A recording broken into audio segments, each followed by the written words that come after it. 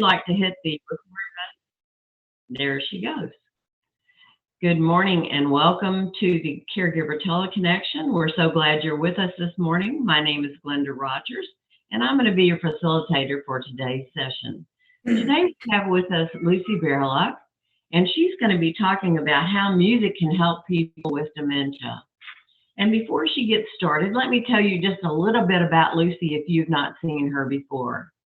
Lucy Barylak has a master's degree in social work from McGill University. She is presently working as a consultant for a health network in Montreal, Canada. She's been involved in various research projects and has published numerous articles related to caregiving issues. She has lectured at several universities and colleges on innovative approaches to caregiving and presents annually at international and national conferences. Lucy is also a consultant for private industry in the United States, including her work with the WellMed Charitable Foundation and clinics in Texas. And Lucy would also like you to know that she was a caregiver for her mother for about 10 years. Lucy, welcome to the session this morning. Thank you so much, Glenda. Hi, everyone. Good morning. And Lucy also has a bit of a tickle in her throat this morning, so bear with me.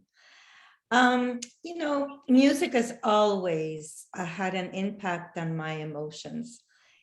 It can make me feel happy, smile, sad, cry, and make me remember certain times in my life. Music connects us to our culture, to our background, and to our mother tongue. Some people who have dementia, believe it or not, as it progresses, return back to their mother tongue. So you're probably wondering why music? I would like to share a email that I received from a caregiver. Next slide, please. And it goes like this. Dear Lucy, my husband has been diagnosed with dementia for the past 7 years. We are both in our late 70s and have always enjoyed our life together. The problem is that Mark is very confused and at times gets very restless and agitated, and I find it difficult to manage. We were at our daughter's celebrating our grandson's birthday. Mark started to be very restless and difficult to manage. At the same time, my daughter brought out the birthday cake and everyone started singing happy birthday. Out of nowhere, Mark started singing and smiling. I was beside myself and could not believe what was going on. His mood changed and he seemed happy. My question is, what do you think happened? Could it have been the singing? The question certainly made me want to explore this issue further. And this is why I'm presenting this session on music and dementia. Music is a very powerful tool that can change behavior. Next, please. So, I know on a personal and on a professional and personal level, how difficult it can be to be a caregiver. It certainly can evoke many feelings of frustration, loneliness, anger, guilt, and it's challenging. However, it can also be very rewarding, and music can be used as a means of connecting with your loved one in a positive and meaningful outcome. Throughout my professional life and as well as a caregiver for my mother, music has always been a very important part in program development for individuals with dementia, as well as music played a big role in my relationship with my mother. It was a way to connect with her and enjoy being together as a mother and a daughter, rather than just being her caregiver. So just keep this question in mind. How is caregiving a loved one with dementia impacted your relationship with them, whether it was a spouse, whether it was a daughter or a son, whether it's a sister, regardless of whatever it was, because whether we want to admit it or not, it has an impact on the relationship itself. So if we can go to the next slide, please. I usually do a whole session on dementia, but I'm sure a lot of you know a lot about dementia, but just let's look at it very quickly. Dementia is an overall term for many symptoms caused by disorders affecting the brain. It could be Alzheimer's, it could be, frontal, it could be somebody suffering from Parkinson's. But what's good about it, it's not a normal part of aging. That should be very reassuring. And it does not just affect older people. Unfortunately, I've had clients in different stages of their lives, 50s and more. It causes more than just memory loss, and it is progressive. We all know that. That's why music can be a very positive way of reaching people with dementia. So if you can go to the next slide, I would appreciate that. I want to let you know that I did a very intensive literature review on research that looks at the music and its benefits for people with dementia. So even though I know that in many of the programs that I've organized, many of the research that I did with caregivers, we know that music does have an impact no matter what, because it impacts all of us. But I really wanted to get a much better understanding of what it means and what does it do to the brain. So let me review a little bit of that for you. Music is a unique and special, and it can connect us to people, space, or times of our lives. It is something we can actually participate in and sit back and enjoy, or even create our own.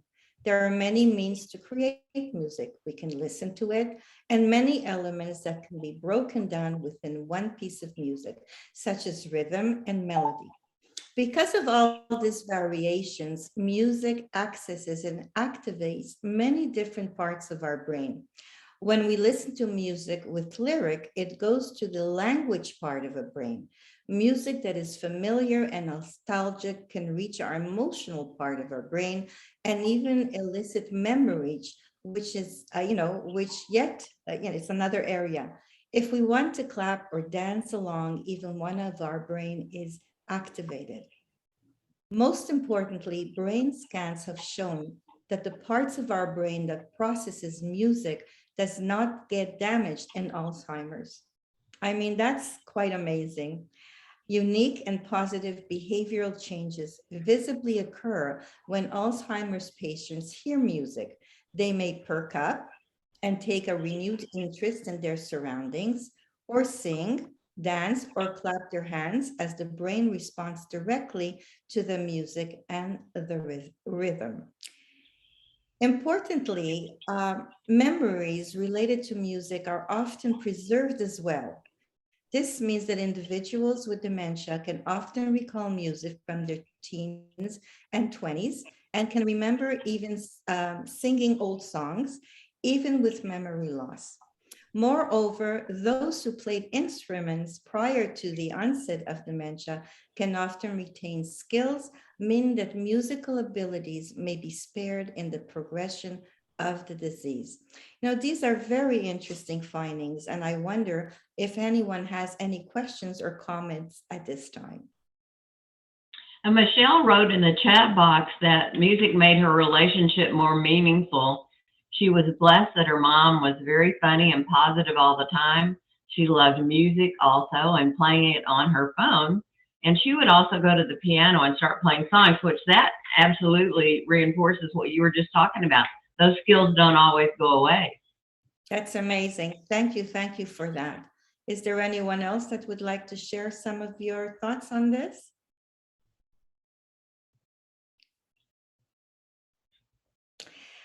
Well, let me tell you, I developed a caregiver support center many, many years ago with different services that were there for caregivers, whether it was counseling, in-home stimulation, support group. But one of the programs that we developed was called the Drop-In Center. And the drop-in center was where caregivers can actually bring their loved ones for a few hours for the day, and they can have respite. And remember what I said, that if somebody played an instrument before, even though they may have had dementia, they were still able to do so. And I want to share this experience. We had a lady who was a new member. She had really very, very advanced dementia. She wasn't able to even recognize her children. We had a piano in the drop-in. And the first thing this lady went straight to the piano. She not only sat down, but started to play the most beautiful classical music ever.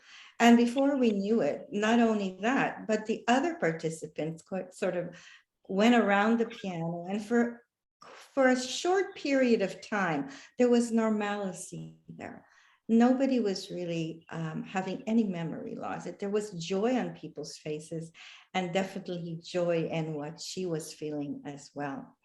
You know, music therapy is a specific type of clinical intervention that has been studied in many areas, including dementia patients.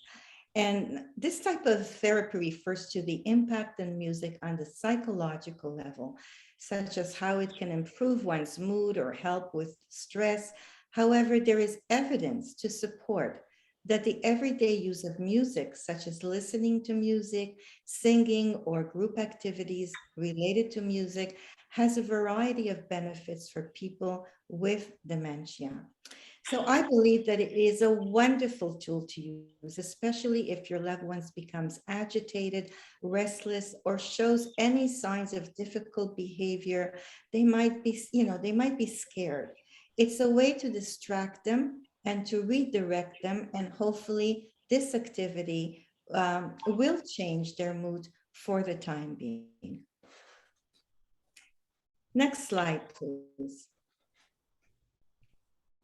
So I want to also look at the cognitive benefits as well. So on a cognitive level, music has shown to have various positive effects on the brain. Because music can be something that has words in it, but also has melody, rhythm, and other musical features, more of a brain must process it than just the language area. Okay, so that's really interesting. Some studies have found that when verbal information was sang, Alzheimer patients were more likely to remember than comprehend to be spoken words.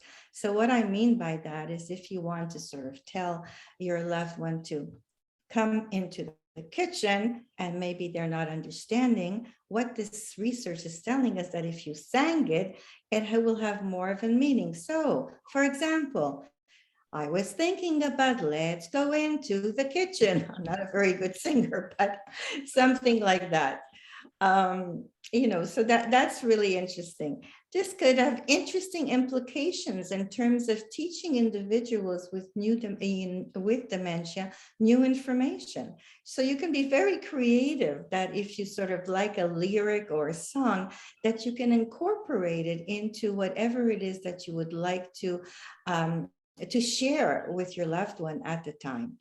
So scores and memory tests were also improved when dementia patient listened to classical music. That's interesting. More specific, personal music that is familiar and tied to emotions can lead to more specific memories being recalled quickly for those with Alzheimer's and any other form of dementia. So other than memory, music therapy has also helped with symptoms of depression and anxiety. And I know I can understand that because I know even for us, if we're feeling down and if you put some nice music on and, Glenda knows that during the pandemic, what did I do every day? I put on music and I danced around my living room. And that was one of the big jokes. But I have to say, honestly, it really perked up my feelings of being anxious or sad with all that was going on, as well as general cognition. Finally, the increased health and purposeful of movement is often associated with music, right?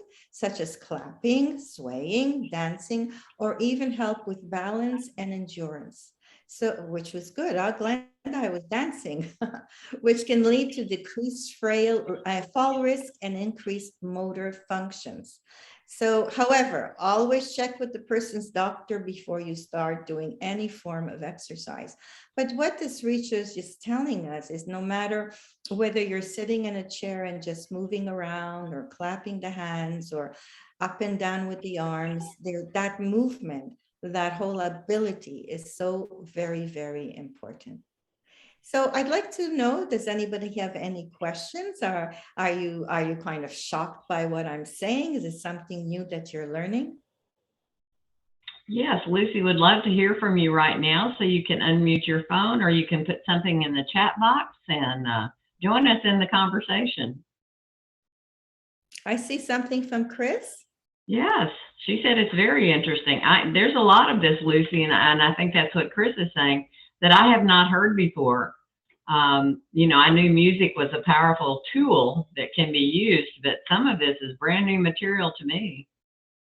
Well, I have to say, even though I've been in the field for so many years, and as I said before, any programs that we ever incorporated, we always try to use music as a form of relaxation or just a sing along. But doing this very intense lit review, and at the end, I'll show you all the literature, because what I would like to do is share these slides with anyone that would be interested. And if you want to get a little bit more information, I'm just sort of touching on it. There's a lot of amazing information that I'm sort of not able to go into depth. I see someone else. Yeah, Michelle, she commented, we are also told to listen to music from, she's talking about her mother, I'll be in her time period, and for short periods of time, not all day, it would defeat the process, and I understand that. But I was interested in you're saying the classical music was something that was very soothing. Is that even if someone has not even been introduced to classical music before, or that wasn't their genre of music? No, I think that they're saying in general, classical music, for whatever reason, really stimulates the brain. Now, any music, any music, you have to really pay attention to see how your loved one is reacting to it, okay? But in general, classical music seems to be that piece that is very, very soothing for whatever reason, or it sort of activates an interest in wanting to know more and listen to it. But if, for example, if the classical music is upsetting your loved one, by all means, don't use it and try and see if something else. But so, we looked at the cognitive piece of it, of how music can cognitively improve. But I'd like to look at the behavioral benefits. So if we can go to the next slide, please. So a second area in which music could lead to benefits is behavioral. While these results are not often long-term, keep in mind, music in the moment and immediately after a music therapy session can lead to decreased agitation. Even simple background music led to less aggression and agitation, as well as decreased anxiety and irritability. Moreover, studies showed increased sensory awareness, which also includes smiling and eye contact. Even in a group setting, studies showed that there were less agitated behavior in those with dementia when classical music was played during meal times in their nursing homes. So that's really something. And when I say that, it's not just a small research that was done. There was quite a bit of research around that topic. And there's someone else on the... Florence, she has an interesting question. What is the difference between music therapy and just listening to music? Great question. Great question. The reason that I use music therapy was because the research was basically done by music therapists. But there is really no difference, honestly. And I'm going to talk a little bit about that, the benefits of being in a group or one-to-one. It's the same thing. The only thing that's a little bit different is that in music therapy, you're engaged more with other people, and there is a sense of there's a program behind and a reasoning for all of that. So I have to say that classical music was very helpful to me, to my mother, especially at bedtime. It seemed to calm her down, and she usually fell asleep. Now, my mother was not a classical music. She really, I don't remember her listening to classical music when I was growing up. It had more to do music of her era that she really enjoyed. And she loved, she loved Latin American music, even though she wasn't Latin American, but not classical. But it really seemed to do something for her. And it was really quite a help. So I'm just wondering if somebody else would like to share your thoughts or things that happened to you with your loved one around this whole behavioral aspect of using music. Well, as Florence and Michelle have been doing, you can put something in the chat box and we'll respond there, or you can unmute your phone and we'll be happy to have a conversation with you about this topic. I'd love to hear your voice. I like the idea that your mother liked the Latin music because it has a certain beat, I think, for all of us that we can relate to and want to move to. It's hard to stay still. Well, I have to say you're absolutely right, because, music is universal, right? I could listen to something in Italian. I don't speak Italian, and yet be moved by it. Yeah. Because it's, so it makes a lot of sense but going back to what I said originally in the beginning, that music, is also cultural, and it's our background. And many times in music, and certainly, especially people with cognitive impairment, if that retention is still there, playing music that they know and music that they're used to really, I think, enhances their whatever immediate time of well-being. It's very hard to measure. Like sometimes people will say, okay, so she was happy for 5 minutes. That's 5 minutes of being happy. How do you measure that? Yeah. I'm going to talk a little bit about that. I have to also share another little story that happened in a nursing home, where they did a little bit of a research study with people who really were at the sort of later stages of dementia, and basically were not responding and just sitting there. They use headphones to put on with the permission, obviously, of the family and their doctor, to see how, if it would trigger anything. And sure enough, when the headphones were put on, but music that the person was familiar with, because they would ask the family what music that person enjoyed. And there's actually a video on that whole research where it was almost like an awakening. Remember that movie Awakening? Mm-hmm. Where people basically whose heads were down here lifted up their heads, smiles came on their faces, and a sense of actually being in the moment. Really interesting. Which I thought was like really quite amazing, And so I was also thinking, has anybody experienced that with your own loved one, where you put on music and all of a sudden there's a tremendous change in their demeanor or their personality?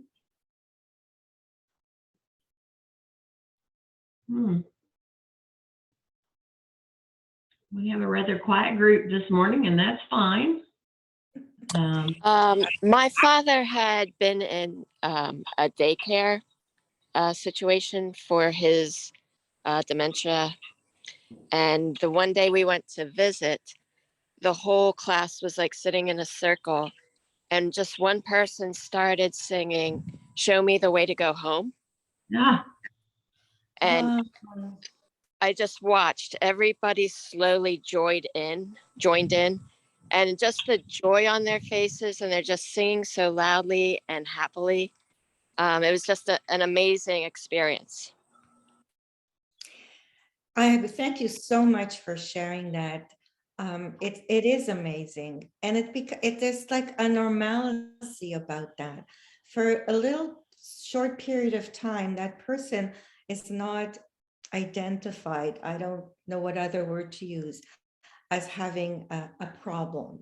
There's a normalcy in the sense that they're just enjoying, they're socializing, and that is, it's always been very interesting with all the research that I've done in caregiving issues. There was one research that we wanted to try and identify whether having the loved one come to the drop-in where they were socializing, whether it made an impact on them. It's very, very difficult to measure that. And I'm going back again to saying, yes, for some it was a very short period of time, but that reward in itself is extremely meaningful. So thank you for sharing that. I also remember in the once a year, what we would do is we would have around Christmas time a celebration where we would invite the caregivers as well to come. And obviously, music was the focal point. And then you could actually see couples getting up together and dancing. Okay. Huh. Couples that would never assume, knowing the condition of their loved one. Most of the people who came to the center were not beginning Alzheimer's or dementia. They were really in the progression and sort of in the middle and more end stages of their ability to cognitively engage. But there was that music, and there they were dancing and clapping and just having a joyous time. Mm. Okay, so if let's move on to, are there benefits for caregivers in this whole music situation? All right, so let me tell you a little bit about that. Music not only has benefits emotionally and behavioral, but also relates to and fosters connection, which can have a positive impact on the caregivers themselves. And that's what I'm trying to talk about today, and the relationship between the patient, the loved one, and the caregiver. So one study showed that when caregivers sang, their communication was enhanced, as gestures and emotions were able to connect them where language could not. Okay.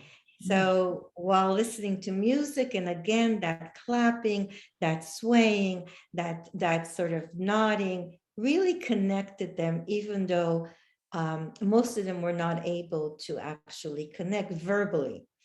So this enhanced communication benefit both parties, because better communication led to better care, obviously.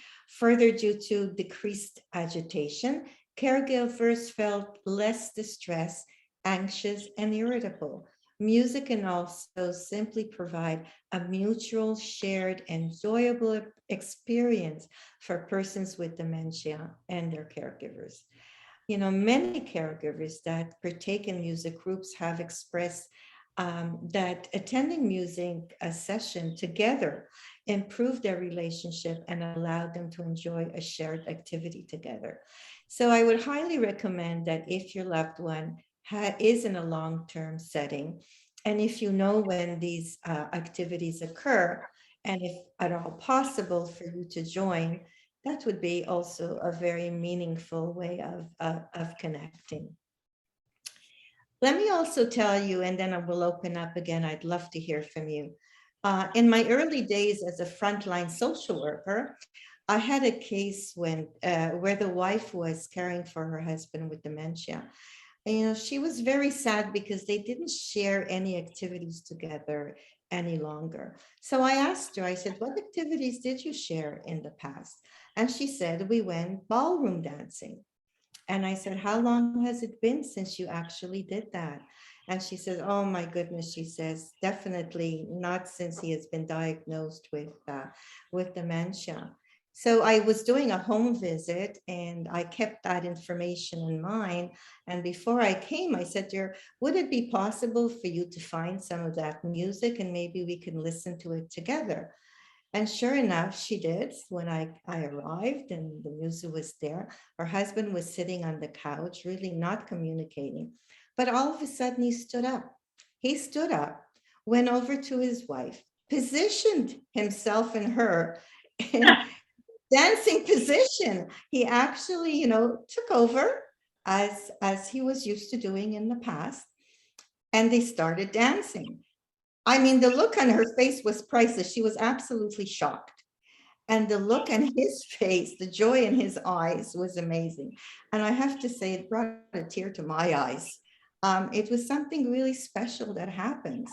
And then she said to me that since then, she included dancing as part of her, daily kind of connection with him. So even though she really had to help him with all his daily activities, she did include that. And that connection made it so special for her, for sure, and I think for him as well.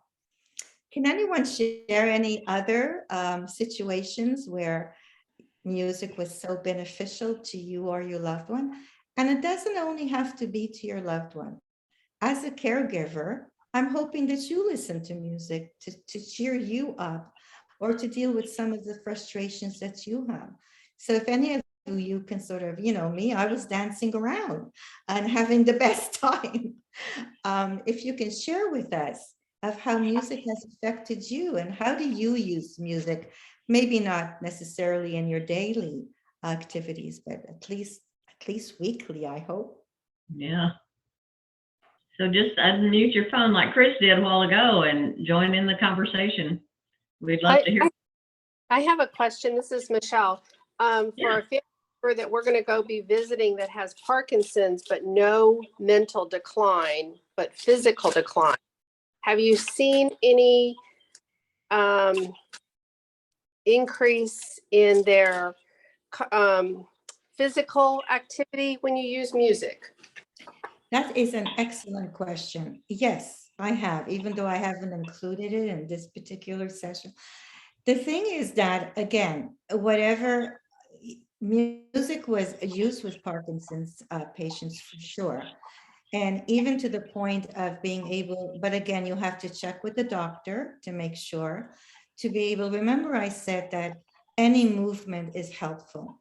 Dancing was shown to be really, when I say dancing now, it could be just shuffling back and forth, but listening to music, holding hands, and really sort of stepping one to the other a little bit forward, because we know that Parkinson's patients have a difficult time with their gaits, especially. And sometimes they freeze up. And it's okay if they freeze up because you're still moving. You're still moving. So when I send out all the research that I did, there will be things there that you can look in a little bit further. But that's an excellent question.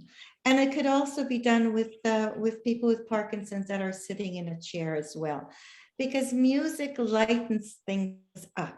It brings, in many cases, the best of us. Yes, it can bring sadness or memories, but you have to sort of be very particular about what music you're choosing for what reaction you want to get. Thank you for that. I hope it was helpful. Yes, that was very helpful. Thank you. You're welcome. Are there any other questions or any comments that you would like to make? I would think that music could be used as respite. I know when I was caregiving for my parents, I was long distance.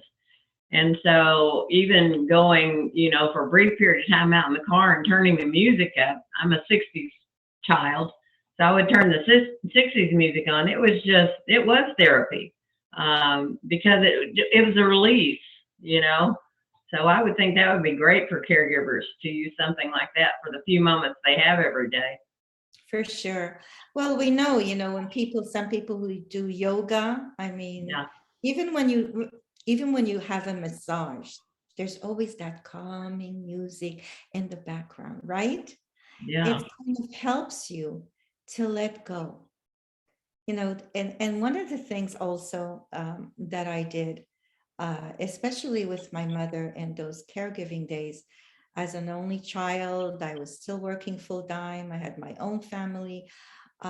It was extremely, extremely stressful. And I have to tell you that I don't know whether, it wasn't that I was so knowledgeable at the time about music, but somehow I really connected with it. I really felt that music had such an impact on myself, and I felt that it must have an impact on my mother as well.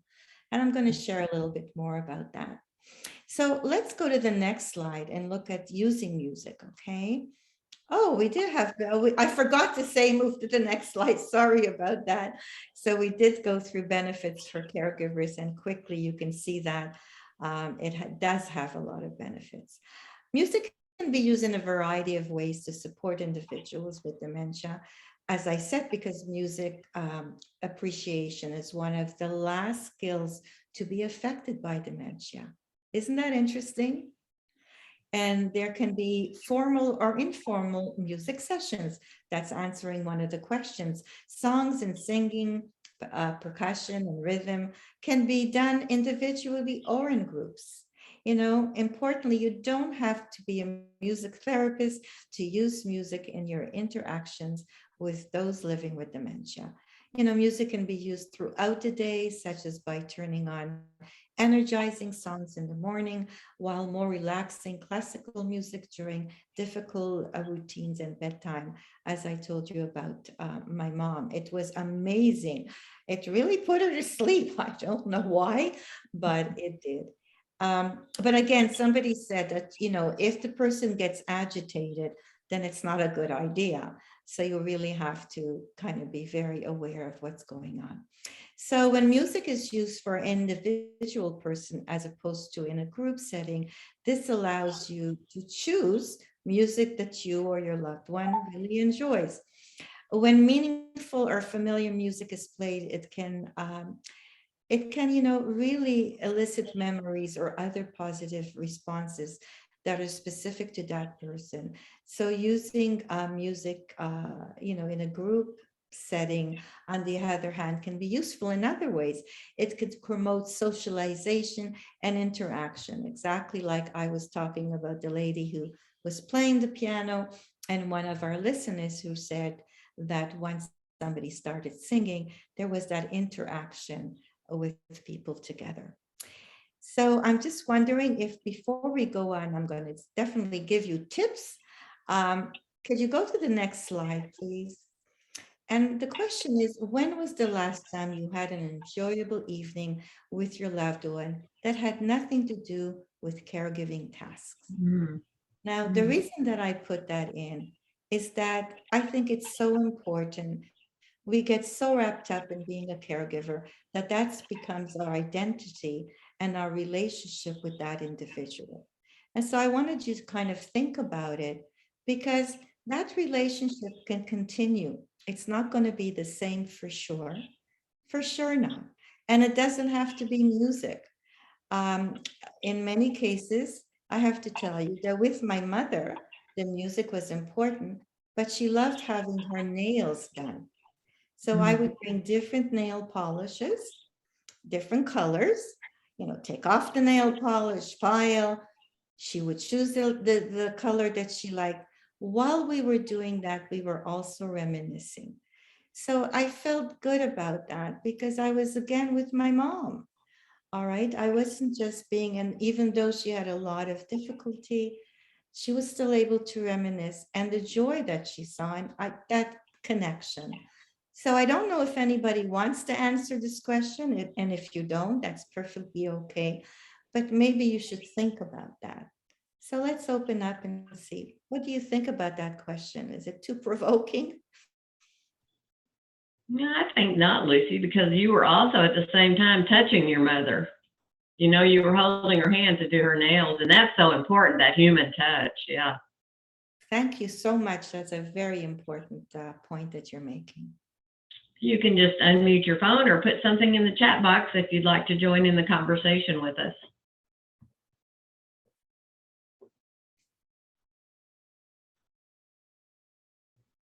No, everybody's pretty quiet today. No problems. Can we go to the next slide, please? So let's look at tips. And some of it is repetitious, but I think it's important. So listening and singing along to your favorite music is great. No matter what your voice is like.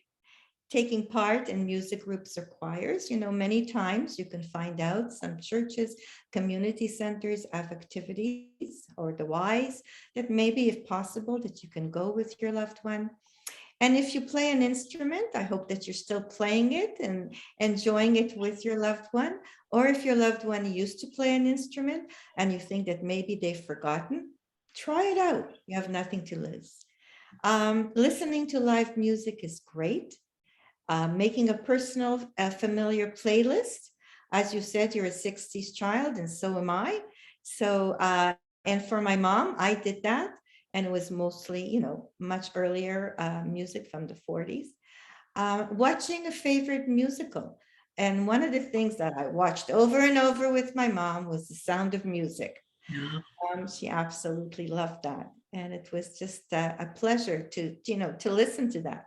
So listening to a radio station that plays music from the past, there are certainly Can we go to the next tip? Thank you. Think about their preference.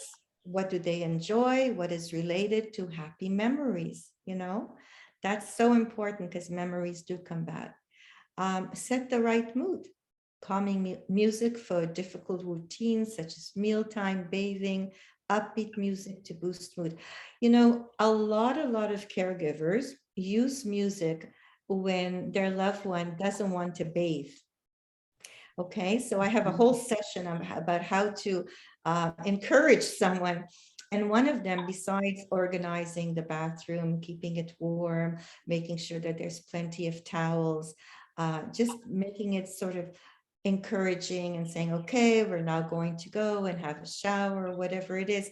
Music is amazing when you put it on if you want someone to who's resistant to bathing, and even changing their clothes, believe it or not, because what it does for the moment where they're resistant, it distracts them a little bit, and then it redirects them.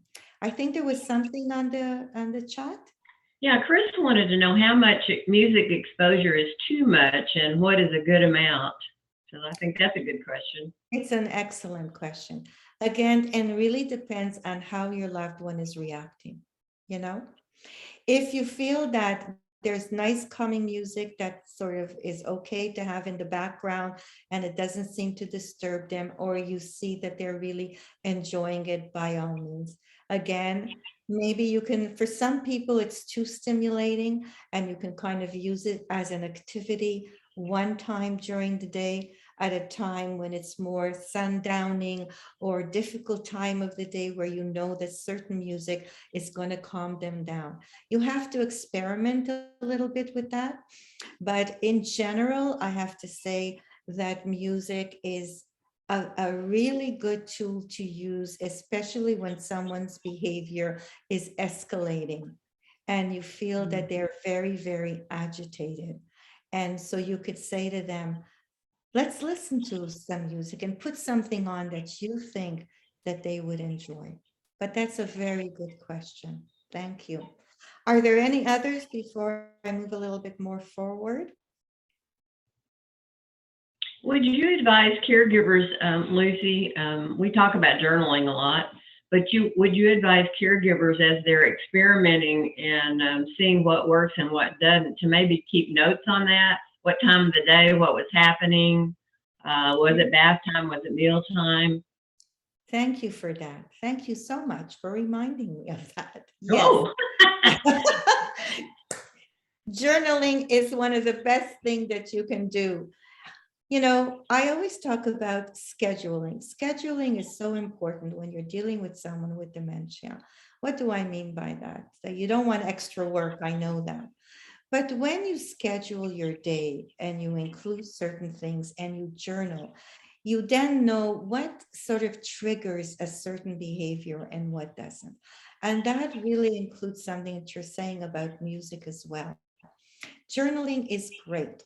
And scheduling is so important because having a schedule, first of all, people with dementia really like to have a schedule. Anything that interrupts that is difficult for them. Even if, let's say, you're going to take them to the mall, any new surroundings. So journaling, yes. And if you do want to use music, and if you see that music, let's say rock and roll music is really upsetting them, then don't use it. You'll know for next time. And if it's classical music, then by all means. Because the next point is avoid overstimulation. Eliminate other noise, holding their hand, dancing with them. So, no, stay where we were for just a moment. Thank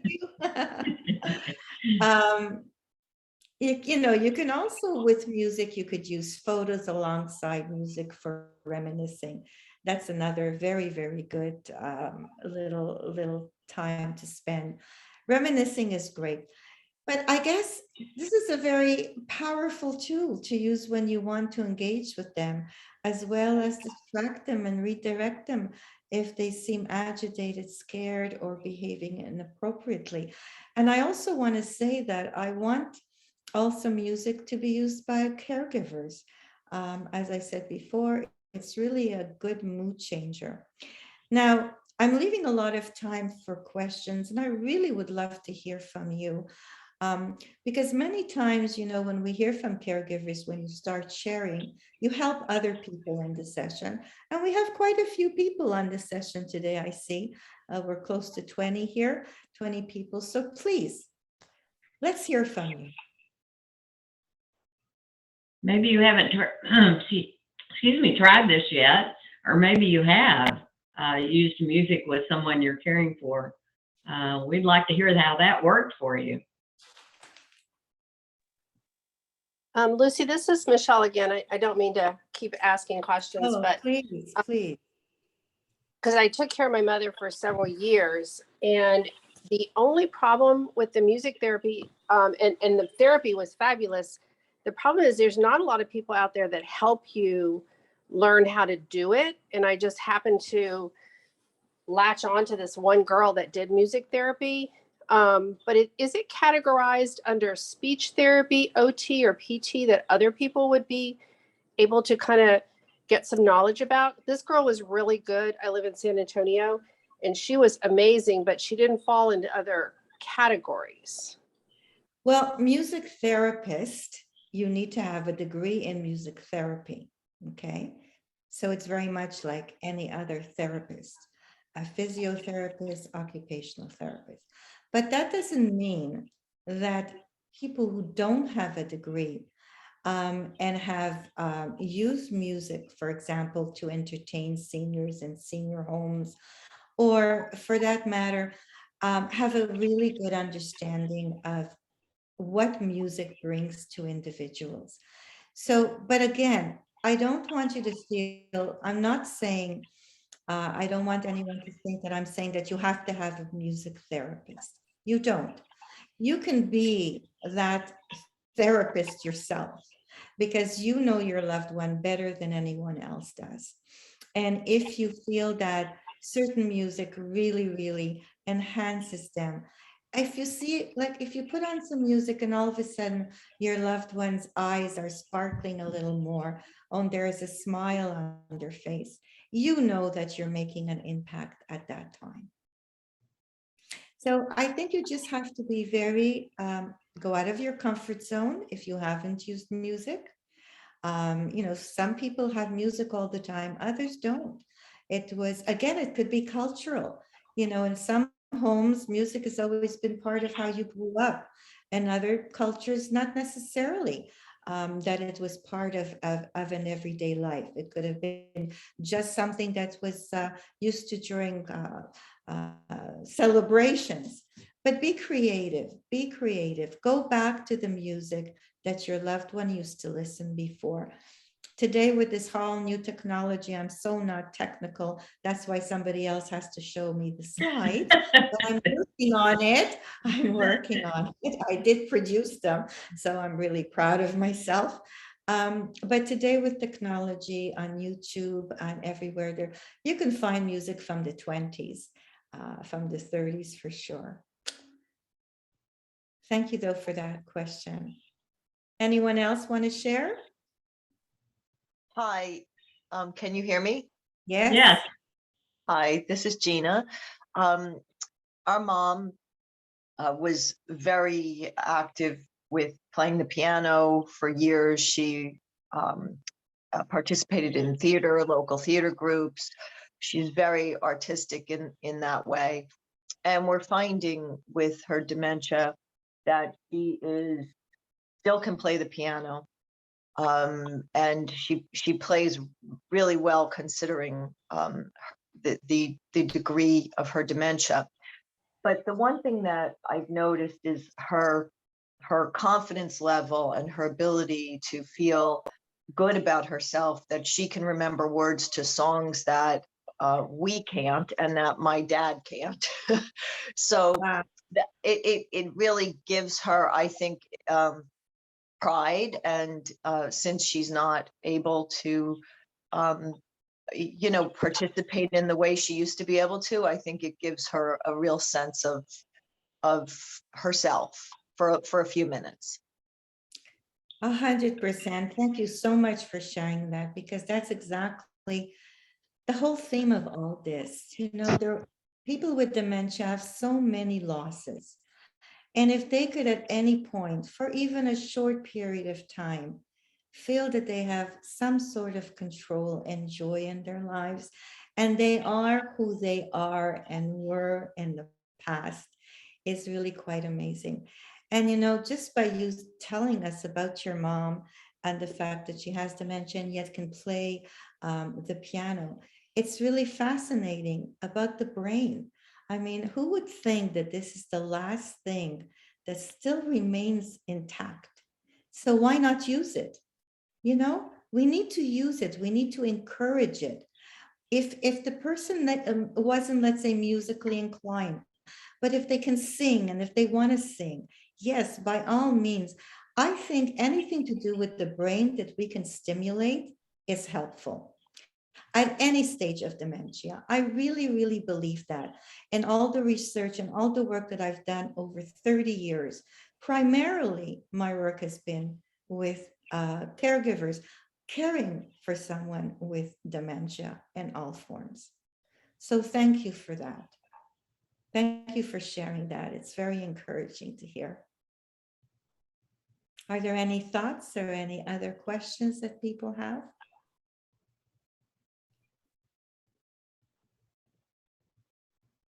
Now, I just want to kind of finish because I'm looking at the time and I know that Glenda, you have things to share. If you are thinking of placing your loved one in long-term care because of whatever the reason is, oh, somebody is asking about, and I'll let you answer it after, Glenda, about sharing. What I want to say, if you are placing or thinking of placing, or even if your loved one is placed, and if culturally you know that certain music would touch them, you should be asking for that. You should be asking and looking for that. So if you are thinking of placement, look for a place where culturally it would be a good place for your loved one to be. And not only about other people being there, but the language, but the music, that music is going to be shared. And obviously food is also very important. I'm going to let you answer that question that was put on the board. I'll be happy to. Each one of our sessions is recorded in its entirety. And so that answers your question, Chris.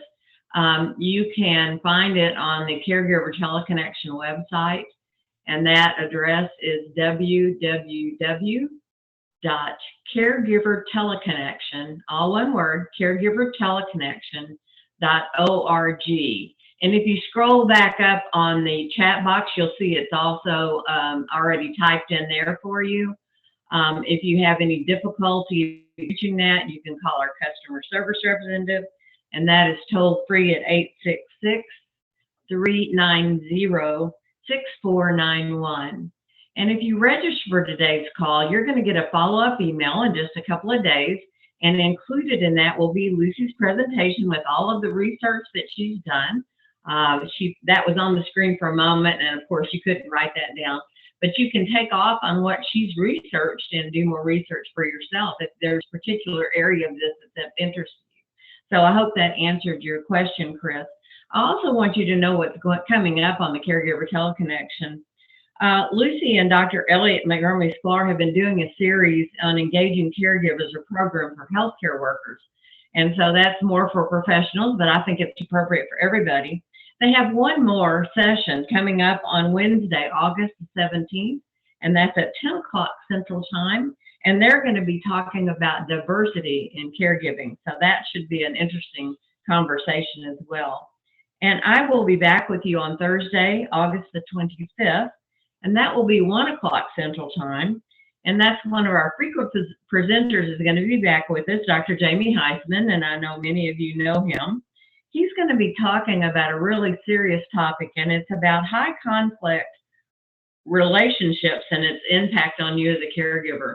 And we've talked about that before. Sometimes your family caregiving system does have conflict from before caregiving even started. And so Dr. Heisman is going to be talking about that.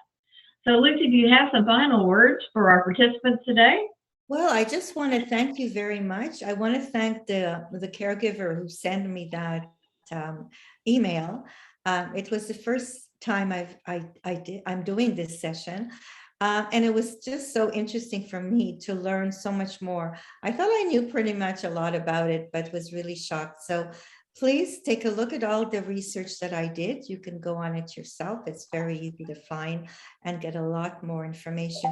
And if you're thinking of joining any groups, I'm sure, Evelyn, there's lots of the AAAs. You can always call and find out if there are resources in your community where you can actually engage with your loved one in any form of music or through your churches or community centers. Don't hesitate.